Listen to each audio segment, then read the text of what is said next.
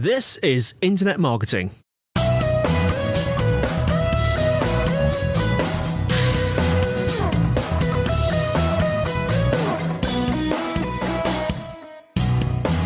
Brought to you by Site Visibility at sitevisibility.co.uk. This is Internet Marketing.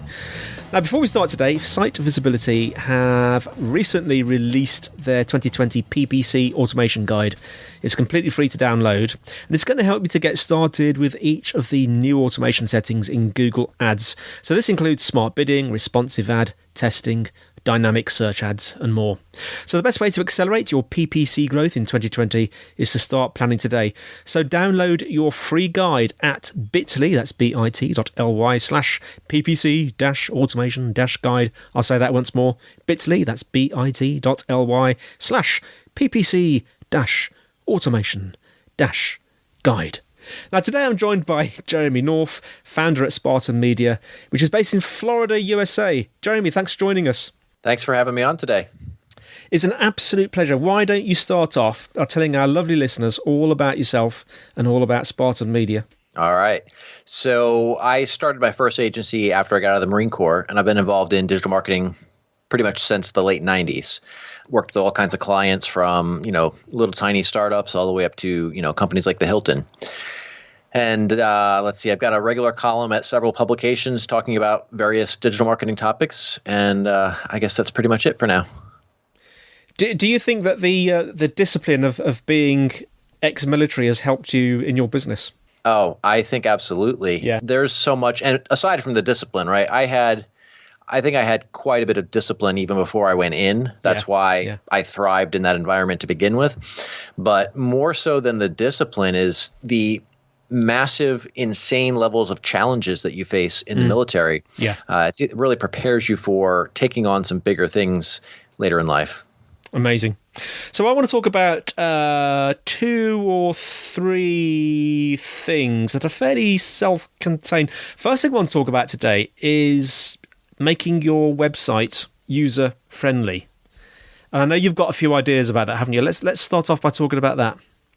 Well, the biggest thing from that perspective really is to think about the user more so than yourself, right? Everybody, I know in agencies or in the digital marketing world, it's a little bit easier for us because we're not attached to a company's website the way that they might be, right? A lot of people, they'll go and they'll want to make their website a certain way because it appeals to them or it says something about them and who they are. And they kind of treat it like, their blank canvas for expressing themselves. And the reality is it's a terrible approach. You need to approach it from the perspective of what's going to appeal to your customers the most. And, that's where people really get it wrong. So I'm talking about everything from the copy to the images to the design. All aspects of that need to really be focused on the user. And I think the problem is that a lot of people don't do that. One of the things that we can do there is testing. So I know you and I, we've got a fairly deep technical background. So certain things might be very common sense or intuitive to us, but not necessarily the case for other people. So I've got a SaaS product that we've been working on for a while, and I assumed it would be interpreted a certain way. And when I actually tested it, it turns out that some of the users, they didn't quite get it the same way that I did. Oh, so yes. That's why it's really important to do testing to make sure that it actually is user-friendly for the users rather than, worrying about what you think about it. There's a lot of great tools for that, but one of the things that I found to be really effective is actually using Zoom. And we could just remote in with somebody and watch them as they go through it. Or you can even take it a step further and have them explain to you like what's going through their head as they're going through this site. And then you can kind of understand their thought process and you can watch their mouse move around and kind of get a feel for how this works for that particular type of person. And that's a really valuable approach. And it makes you see the website or your website in a completely different way, doesn't it? Oh, absolutely. I mean, when you look at it, when you've built your own website or, you had somebody build a website the way you wanted it to, that's your baby. Nobody wants to be told their baby's ugly. Yeah. But we know that there's some ugly babies out there. Yeah. And it's the same with the website. It has to really work with the customers. That's the most important part.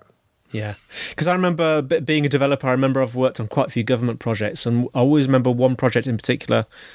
It was a system that enabled people to visit, friends and relatives in prison, basically. And I always remember going on a usability sort of testing session with the usability people, because we had separate people doing usability and user research and all that sort of stuff. And it was such an eye-opener to see users who had never seen the system before trying to use the system that I had been working on for months, or not, wasn't just me, it was me and a team of people. But it completely opens your eyes, and you see it in a different way, and you realise, oh, hang on a minute, I never saw that before. But yeah, having that button there is actually really confusing. It's just things like that. I just want to move on, and I want to talk about speed, actually, because I know that certainly, I don't know, a few years ago, you would often hear experts say, "Oh, your website must load fast, otherwise people are going to get bored and just come off it." I'm assuming that is still a thing. I mean, absolutely. I'm being naive here, because I'm just assuming, people have massively fast broadband now, but of course that's not true at all. A lot of people don't have fast broadband, but I'm guessing that's still true, isn't it? Absolutely. And I mean, while internet speeds have gone up, so has the size of pages. I mean, I remember working on one of my first websites back in, it was 1999 sometime. And like the entire website was like 15K. So, now you've got a single image that's bigger than that. So despite having significantly faster internet than we've ever had, we still have to really focus on what we can do to optimize that speed, because it's not just like, there's a lot of factors here. There's the search aspect, right? If a page is slower, it's generally not going to rank as well. But then also purely from a user perspective, if it's slow, they're going to get frustrated and leave. There was a study done, and I know I've cited it in a couple of my articles over on Search Engine Journal, where Amazon had done extensive testing, and they found that for, I think it was 100 millisecond decrease in speed, they lost something crazy like $10 million in sales. Yeah. So now, obviously, they're working at a very different scale than any of us are. But the reality is that if you slow it down, you're going to frustrate users, and depending on how slowly it loads, they may not stick around. They may just bounce out and go try to find another site that loads a little bit faster. The problem I see a lot of people make is they don't give any thought to this. They look at the front end. Does it look nice? Does it say what I want it to say? Does it create the kind of impression I want? But they don't really look at how it performs. So there was a large company that I know the founder of, and he was so excited about this new website that he just launched, spent lots and lots of money building it. And, the development time took way longer than he anticipated. But when he finally got it up, he was so happy. And I went and I ran the audit tool in Google, in Chrome. And all of the scores across the board were in single digits. It was terrible. The speed was garbage. The usability was garbage. All of the performance factors were just through the floor. And that's the problem we have is most people don't think about what's going on the back end. And they don't think about that because they don't realize the impact that it has on their business. There's a lot of ways we can fix that, and having it properly developed from the ground up is one, but also minimizing, the number of plugins or extra scripts or things like that. There's actually, I wrote a great article over at Search Engine Journal that actually goes really deep into the technical on how to do all of that. Yeah. So, well, we'll make sure we put those in the show notes. Awesome. Thank you. Now, I want to move on to talk about video, specifically the role in terms of, I don't know, I guess three main areas: SEO, branding, and awareness. And I know you do a lot of work with that. What are your thoughts there? So right now, if people aren't doing video, they are seriously putting themselves at a disadvantage. It's really powerful all the way around. I mean, think about it like this, right? I'm sure you've met somebody that you talk to them for a couple of minutes and you either hit it off or you think that they're just a terrible person. You don't want to talk to them, right? Yes. So video, it's basically creating that kind of an environment online, right? People are going to engage with you or not engage with you. And both of those are actually a good thing. And for the one that maybe seems counterintuitive, how can people not liking you be a good thing? Well, what happens is if they don't like you and you try to kind of force that into being a fit, try to turn them into a client, then a good chance is they're going to be a pain in the ass. You guys aren't going to get along. It's just going to be a toxic relationship. So by filtering those people out, let them go somewhere else. You get the people that are a better fit for you. You're going to have a better working environment. You're going to have a better relationship with them. You'll be able to produce better results, and everybody wins. So video plays a really good role in attracting the right people and pushing away the wrong people. And that's all part of building an effective brand. But it also plays a role in SEO, right? If we're keeping them on that site longer, that's going to signal to Google that the content that they're finding on that site is good, it's useful, it's satisfying their intent, their searcher's intent. So it definitely plays a big factor there. But on top of that, if we're using it correctly, right? Like on, if we're talking about like a Facebook Live or something like that, that's kind of, it goes up and then it pretty much just goes away. Like you can still get to that, but there's no lasting effect. But if you're putting it up on YouTube, then you've got this video that's searchable and can start driving traffic from day one until infinity. So it creates a lot of awareness if you're using it properly. And then, on that note, if you're doing that, like let's say you're doing a topic on a video on a particular topic, it's a good idea to include a link in that description to a particular page on your site, help drive more traffic back to your site. So now you're getting exposure through this other search engine and then driving traffic back to your site that way. I'm just wondering, actually, in the current climate, there's a lot of over the world because of the coronavirus, there's a lot of lockdowns. Are we seeing a greater peak in video consumption? Absolutely. I saw some stats earlier last week, and I don't remember the exact amount. I think it was 74% increase in traffic on Facebook. Yeah, that and a rings a bell. large portion of that was video. Yeah. So video is, and there was actually another stat that I cited in another article somewhere that I think it was Sission had found. They were projecting 82% of all internet traffic to be video by I think it was 2021 or 22, something like that. So it's definitely growing. It's going to become more important than ever.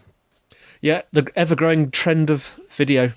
So let's talk about. So we talked about website usability, website friendliness. We've talked about video. Let's talk about a few thoughts on generally how to grow in 2020, perhaps around building a brand. Getting the customer's attention, the adaptability. Let's talk a bit about that. Yeah, 2020 is going to be a bit of an interesting year for all of us, I think. So far, up to Q1, it's been kind of a dumpster fire for most people. I think what we're going to see, first of all, is there's going to be a lot of companies that are going to die completely. Yeah. And there's going to be a lot of feast or famine from there. There's going to be, the companies that die, the market share that they had will get gobbled up by the other companies that are still floating around. The key here is going to be building a brand. And this is something I've been talking about for a while. A lot of people, they just want the company to be out here and just sell this thing. They're not building anything to engage with beyond that, though, right? There's the company doesn't stand for anything. It doesn't take a position. It's just very bland. It's dry. And if you don't give someone, well, let me back up for a second. Part of the reason they don't take a stand or take a position that could cause someone to be passionate about them is because they're afraid that they'll turn some people off. And that's not a problem. It's okay to turn people off. If you're not giving anyone a reason to be passionate about your brand, then you're just going to basically be a commodity, right? So, whatever the topic is, like you don't have to go out here and start talking about politics or, take a stand on some particular controversial issue, but you have to do something that's going to give someone a reason to actually care about the brand. Part of that comes down to actually caring about your customers, like genuinely caring, not this bullshit that we see from most brands today. But you have to take a very particular position that's going to bring in the right people and push away the wrong people. On top of that, something else that we want to do is we want to own the customer's attention. I see a lot of business owners that are focused on customer acquisition, and that's always a very important thing. but it's not the end game. It's not just, hey, let's get this customer and then go find the next one. You need to own their attention. And it's not just, let's find them on social media or let's get them to our website, but let's get them everywhere. All right. So you get them to your website, but then when they're there, you do everything in your power to get them to sign up for your newsletter. And we don't want to call it a newsletter, right? Like sign up to get this piece of information, whatever it is. Like you could have this guide or, this video that teaches you how to do this thing, whatever it is. But you get them into your list and now you can continue marketing to them, or you do remarketing through, Facebook or Google or combination of all of these things, right? But now you're able to reach them on multiple platforms. So if your competitor is showing up in one place and then for you can email that customer, you can show up on social media, you show up when they search for something on Google, you're just everywhere. That's the company that's going to thrive in a time like this. Yeah. Things are going to be very, very competitive for at least the remainder of 2020, maybe longer. But the companies that are using multi-channel to really own that customer's attention, those are going to be the ones who dominate it. And then beyond that, like we all just have to be ready to adapt fast. When this coronavirus thing kicked off, you had companies that went from, old school traditional thinking, and now they've got to have complete remote teams and figure out how to do all of this stuff and adapt their marketing and, take all of these steps. And, the companies who can do that are going to be the ones that thrive. So if you had a one leaving thought for our listeners, we've spoken about three things, Jeremy, what might it be? I think the most important thing I would say right now, especially with what's going on, is have the ability to adapt. Yeah. I did see in the beginning of when all this happened, we saw a lot of people just kind of stick their heads in the sand and be like, oh, well, this is going to be fine. It's going to be over with, next week or whatever. It's not. And when we see a massive change like this, we have to adapt fast, and it has to be a bold move in most cases.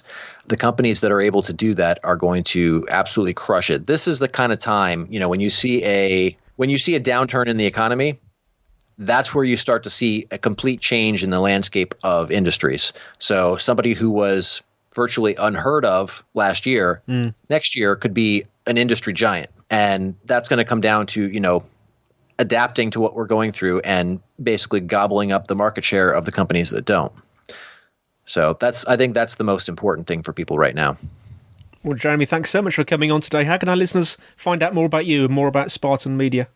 I'm pretty easy to find. If you just Google my name, one of my columns or my LinkedIn profile or social media profile will come up. You can find me on LinkedIn, obviously. I've got a YouTube channel, Facebook, you name it. I can be found pretty much anywhere.